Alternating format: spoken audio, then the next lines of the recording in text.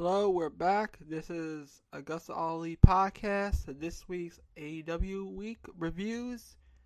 Let's start with AEW Dark Elevation recap.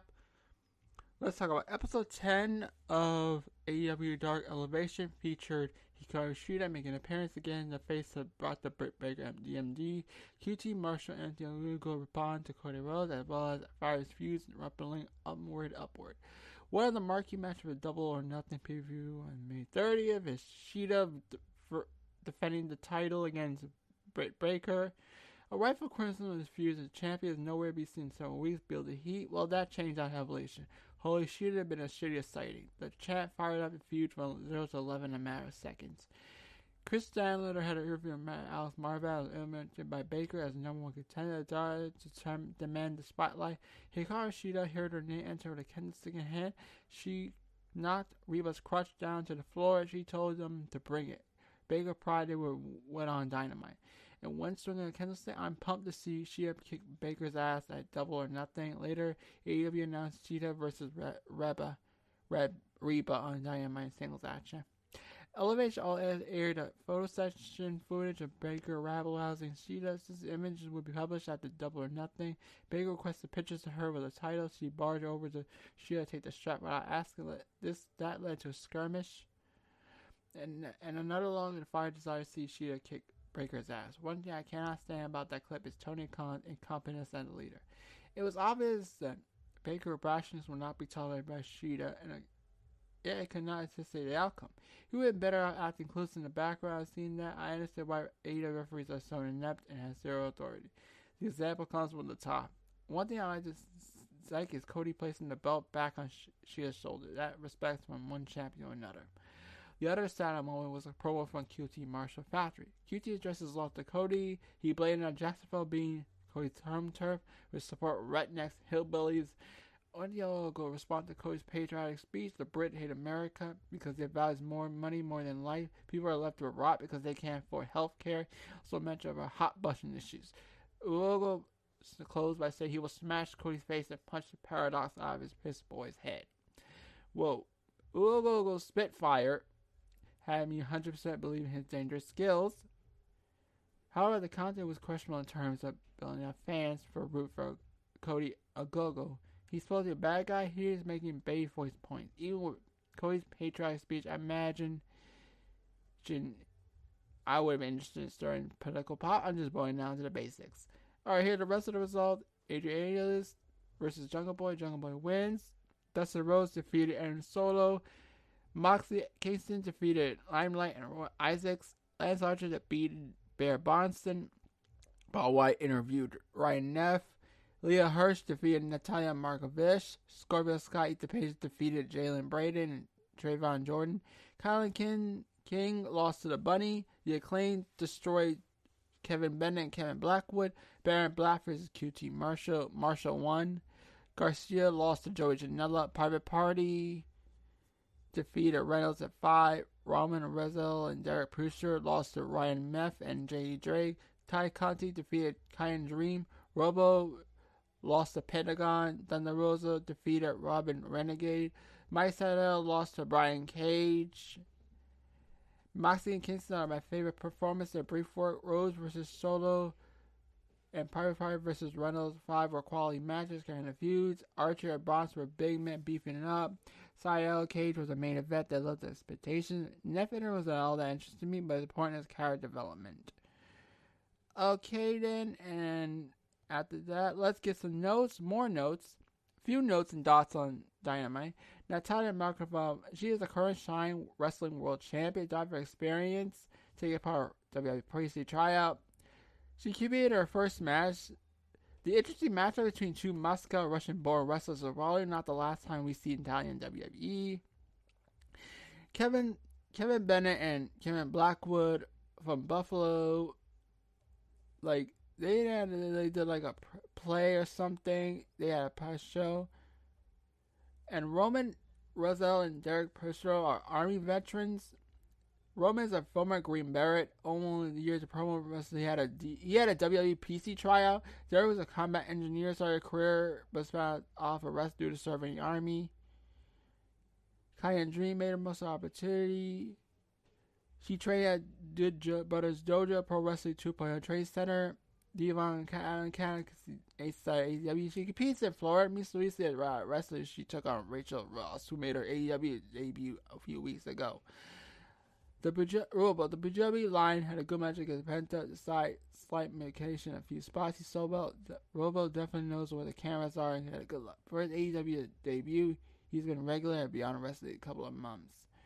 Robin Renegade usually tagging a lot of her sister Arlene. She was trained by QT Marshall at Fall 1, Power Factory, and Nightmare Fan. Had a minor slip at a correspondent during the match. Raven had some fans at her first match against Thunder Rosa. So, okay, thank you. Coming up, we'll be doing Dark right about now. Alright, let's review Dark. Episode 89 of AEW Dark featured Lance Archer in his murder room. The Acclaimed rapping about John Mox and Eddie Kingston. Chris Sandler faces Dynamite, sealing the show. Before we get the matches, there were 3 verbal segments in particular that started on Dark. Lance Archer proclaimed his desire to murder Miro. He cut a promo in the dark room with a swinging light ball as frantic, violent music played. Archer's going on a big game hunt to take down Miro and win the TNT Championship. Archer's destiny will be fulfilled. He demanded AEW give him a shot at Double or Nothing. I think he needs to earn it. Anyway, the blood and the pain of the battle will be so much fun. Everyone dies, and that includes Miro. The Acclaimed wrap out their opponents, Moxley and Eddie Kingston. The top of the lyrics were mocking Kingston were fake tough guys all talk. Eddie and Bowens wore stuffing his side base basketball jersey to mock Kingston's belly. Mass Casters could send Kingston back to Chikara. Red Velvet was featured in a hype package for a match against Serena D for the NWA Women's World Championship. Dynamite, the NWA titles contested is Velvet's chance to change the game. Everyone that held the strap that had been high caliber. Winning the belt will show the world who his Velvet is. Now let's get to the Dark lineups, the results. Let's start. Let's start. We got Excalibur, Taz to call the show. Roberts was the announcer. Vicky Star Popeye commentator. Yeah. Okay, Will Hobbs defeated Dean Alexander. Hook was ringside. Alexander turns back to go to the crowd during instructions. Unwise move to turn your back on Team Taz. Hobbs attacked Alexander, fired some punches, but Hobbs flattened Spinebuster to win. Dante Martin defeated Falco. During the pinnacle fight, Martin punched Falco down to the mat. A 450 splash victory. Matt revealed himself part Evil Uno 10 and called bad participants in the Casino Battle Royal. Double nothing. He will use that match in Bird's Dark Order even more when he wins. 10 defeated Ryzen. Ryzen missed a flying 10, so send 10 pounds for full Nelson submission. Chuck Taylor defeated Aaron Rourke. Trent Cassidy Stanley were ringside. Taylor Crows were range strike, then an awful waffle power driver. Lee Johnson defeated Fuego del Sol. Cody came down with Johnson, but did not stay ringside. Commentary put over Johnson as the crown jewel student in the Nightmare family. Fuego went for a World UET, but Johnson countered for a Blue Thunder Bomb for the win. Dark Order defeated Tamlin Vinshu and Duncan Mitchell. The bout was comedy vibe. Uno kicked out the finish with a Netbreaker D combo with both opponents. Cabana hit the flying apple to Mitchell, followed by Big Boot flying senton for Uno. Colt earned the win by verse Boston Crab. Cesar Bonet defeated Marco Stunt. Peter Avalon and Ryan Neff, Ziggler's brother, Jay Drake were ringside. Stunt came out solo flipped over Avalon's sinister sled. Stunt was overpowered ease, but he was shifting enough to counter for a few big moves in the end. Bonet caught Stunt for a swing and Simone dropped the win. After the match, the Hunks put the boops to Stunt. Jurassic Express ran off for the save. Jungle Boy discussed his desire to move on from defeat to Darby Allin, move up into the Casino Battle Royale. Nick Camarado defeated Adrian Anales. Marshall, Solo, Ogogo were ringside. Anales rally was squashed by hefty clothesline and painful powerbomb. Sabbatical defeated Sunny Kiss. Luther and Sunny Kiss were ringside. So Luther could pump kick Kiss. Skeptical curve fancy roll up to win and upset. Big Swole, Red Velvet defeated Red Vixen, Janice on Roller. This was a women's tag match. Kylan King was ringside.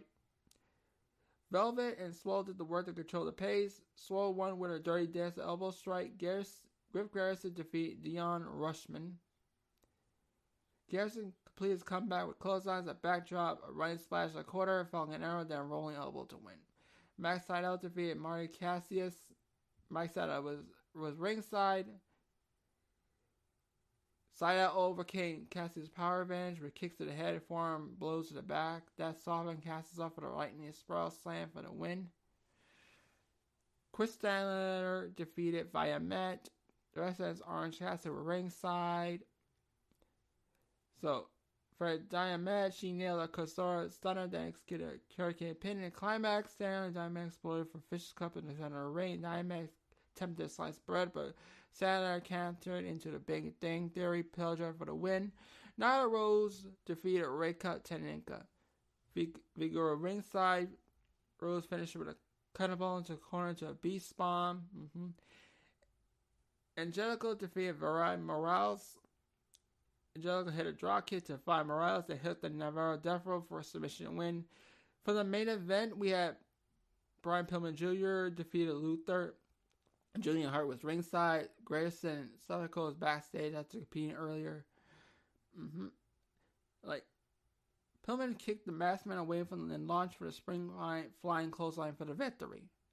After the match, Chaos Project pummeled Pillman. Hart ran to the back to Richie Garrison. Jungle Boy Garrison ran off and save.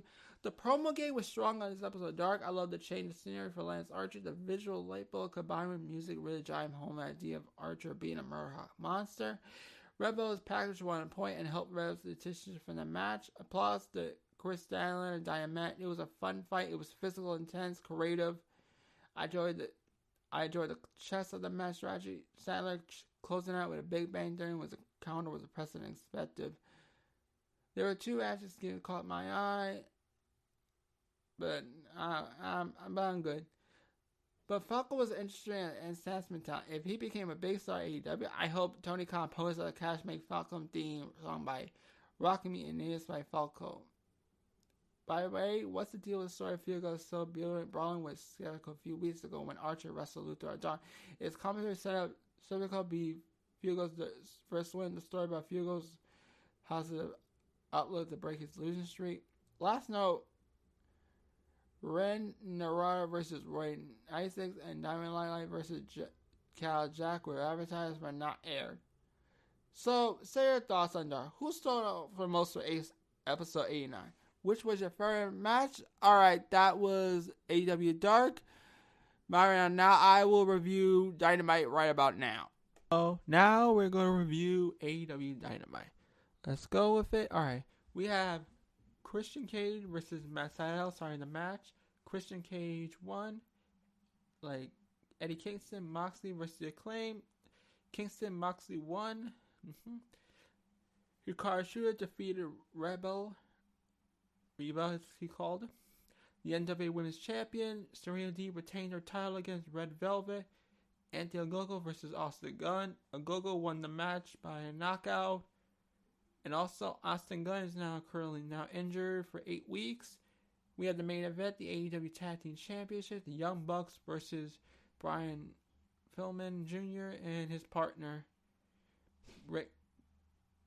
Griff Garrison, the Varsity Boys or something. So let's start with Dynamite. Come on, let's get it up. Sorry, I'm a little confused. And welcome to this is a Thursday morning, so let's get to that. I'm a little groggy this morning. I just had breakfast. Let's get it on. Telling you on Dynamite. Let's talk about Dynamite. After Christian won, as I said, Ricky Starks walks in looking as hot as ever. Ricky says he's his own man, regardless of what he heard. He's front and center. He will not be sidelined like the jabronis on the sidelines. Teen Titans rush to the ring. Heyman stumbles in, hands Ricky his beer, then started pounding on Will and Brian. He started a buckshot Ryan Cage, but got countered, taken down by Hook. Brian Cage out the powerbomb Page, and Taz laughed. Taz assures the Teen Titans will win the Battle Royal. We heard from the Varsity Blondes. Pillman says the funny box mentioned his dad because most would assume he was there because his dad. He said the opposite is true. His dad was he stayed away from wrestling for so long. He said he grew up knowing the dark side of the ring. Garrison said he used to work for the Bucks selling their merch, but now they're giant assholes. He said they're going to come and get to them. Pillman said they've seen this movie before. It's the same old with the Bucks. Pillman said they won't stop until they achieve their destiny and become tag team champions. Mox Eddie said they are making a dent in tag team division. Mox said they clean are any good. Said they're rappers. Mox is embarrassed. There's some discussion of analytics and super kicks. They claim are here. They're mad. They said Mox is be cringe. They're higher ranked than them. They're going to stomp their asses. Marvez is with Jericho. Dean Blanco says stop the stipulation. He says nice try on getting the scoop, but you're going to have to wait like everyone else. Tony's with the ring with Scott, Ethan Page. He asked them what they did. Darby. Scott said Sting was everything good about wrestling. He was a kid. He wanted to be just like him. He said something happened. No time. He said, same man he used to be. Scott is no longer a child. This is a warning. Step aside or you put him down. You already proved it, so you could put Sting down. Scott, you hurt him already. Page said he hopes Sting will watch him from home when Darby loses. He said Miro will be held a champ, and Darby says it was a little bit my fault. Page said he's ready to take everything from Darby. He says he will be the nail in Darby's coffin. The lights go out. I guess Jerry flashbacks to the interview era. Sting get their attention. Darby jumps with him from behind a skateboard, a brawl ensues. Sting and Darby get the upper hand. Sky Page leaving the ring. Dark Order cuts out the retreat and they run up to the crowd. We're at the restaurant with the Pinnacle. They don't look so happy. NJ applauds how funny Jericho is. NJ said he always gets the last laugh. FTR Ball says Pinnacle should be chasing every title in AEW. They can't because they're always doing their struggle. He says Jericho makes a mockery of wrestling. Stadium Stampede will be a big, funny, stupid mess last year, and this time will be serious. Sean Spears attacks a waiter and just said, if you decide to do Stampede with us, it will be your last match in AEW. Omega's backstage with Cassidy. Chris gets in his face, but he gets her and best friends out of the room. Kenny makes an arch, watches Botch hit over and over. Kenny says the value in the company says this is an EVP. He says OC needs to be a mascot for the company, but not as a main event for the belt. Don says sometimes we have to protect the talent from themselves. He's still stalking that keep OC out of the main event, but someday later you can have your dream with Kenny. Orange very, very slowly tears the documents up. Kenny says, Orange, buddy, let me explain something. Think about what happened during that power bomb that fuck you. What do you think is going to happen if I do that to you during the main event with one wing inch? It'll be worse than the power bomb. It might end your life. Don said, we don't want you to forget your wife's name 10 times for now. Look at the contract, but I'll get back to us later. The Inner Circle are coming out. Let me take a 10-minute stretch break while the song plays. Yeah. It's mostly Inner Circle and Pinnacle promo shot. They talk about the match and stuff. It's basically the Inner Circle accepted, and NJ promised Jericho this will be his last match in AEW. There's that. Started with Jade. Have you made a decision yet? Jade was interrupted by Mark Sterling. Again, who Sterling says wanted to work with her. He lists reasons she's upset and she sends him out for interrupting her. Marvez with Pac. Pac is outside Elite's locker room. Pac is a sick and tired of getting robbed of opportunities in this company. What happened last week? Now he has the match and nothing Elite can do about it. What fools would dare bet against the mastery? That Pac asked. Marvez is now former SCU. Marvez had Daniels on his tweet, and I'm happy y'all. Daniels whispers something in Kazarian's ear, walks off. Kazarian, he explains how he felt about Chris. Or Chris might do. Cass said he blames all the Elite. He said he's going to hunt down Elite down and teach them about loss. He will have his compass or die trying. He's a gun that cannot be unloaded. He's not a threat. It's a promise. It's the gospel of Kazarian. Kazarian rules. We got Miro enters. It's a Miro promo. He pulls out a promo about his title, and he destroyed Darby. Now we got Miro versus Lance Archer at Double or Nothing. It'll be a monster brawl. And then we had a shot from Lance who told Miro he's going to make him his bitch. 50%. It was like a banter. Okay, we go to Mox Eddie in a song after the box match. cosplay runs for his life. Mox and Eddie lay into them. Mox and Eddie choked them out, both out, and they steal their shoes. That was after the match with the Bucks and Pillman and Garrison. And it was also announced that Bucks, Eddie, and Mox will fight for the tag titles at Double or Nothing. Okay, that was my review. Also, it was announced that we have AEW Rampage, a show, like a 1 hour show on Fridays, talked about by Tony Khan. And remember, also Tony Khan says we're getting Dynamite on TBS in 2022.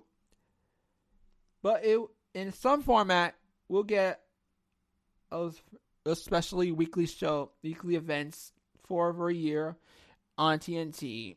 So that's all I gotta say for this week of Dynamite Reviews. This is AgostoAllElite, and I'll see you next week. Bye.